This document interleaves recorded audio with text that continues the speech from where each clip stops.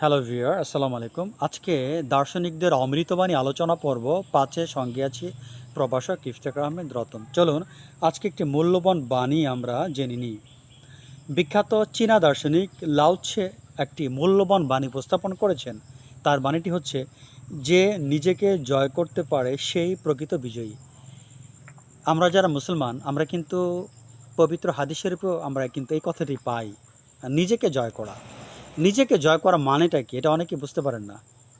নিজেকে জয় করা বলতে এখানে দার্শনিক বলতে চাচ্ছেন, আমাদের মধ্যে অনেক ধরনের কুপ্রবৃত্তি আছে। লোভ, হিংসা, অহংকার, নানান ধরনের কুপ্রবৃত্তি আছে। আমরা এগুলোর দ্বারা তাড়িত হই। এগুলো আমাদেরকে সবসময় একটি খারাপ কাজ করার জন্য উৎসাহ দিয়ে থাকে, প্রেরণা দিয়ে থাকে।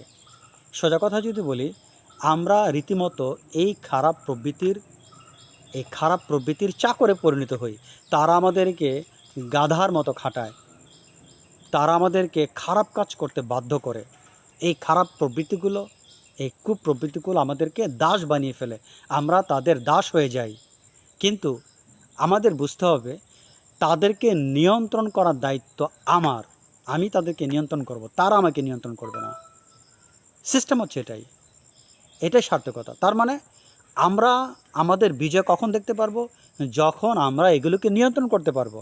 এইগুলো আমাদের নিয়ন্ত্রণ করবে না, বরং আমরা এগুলোকে নিয়ন্ত্রণ করব। এইগুলো যখন আমাদের কথায় চলবে, যখন আমরা বলবো লোভ করব না, এটা তাই শুনবে। যখন আমরা বলবো হিংসা করব না, এই প্রবৃত্তিগুলো তখন আমাদের হিংসা করাতে বাধ্য করবে না, তাই শুনবে। যখন আমরা বলবো মানবতার কাজ করব, তারা তাই শুনবে। খারাপ কাজে আমাদের ডাইভার্ট করবে না। এই কথাটাই উনি মূলত বলতে চেয়েছেন। যাই হোক, ছোটো পরিসরে হয়তো আপনাদেরকে বোঝাতে পেরেছি। আজ এ পর্যন্ত। আল্লাহ হাফেজ।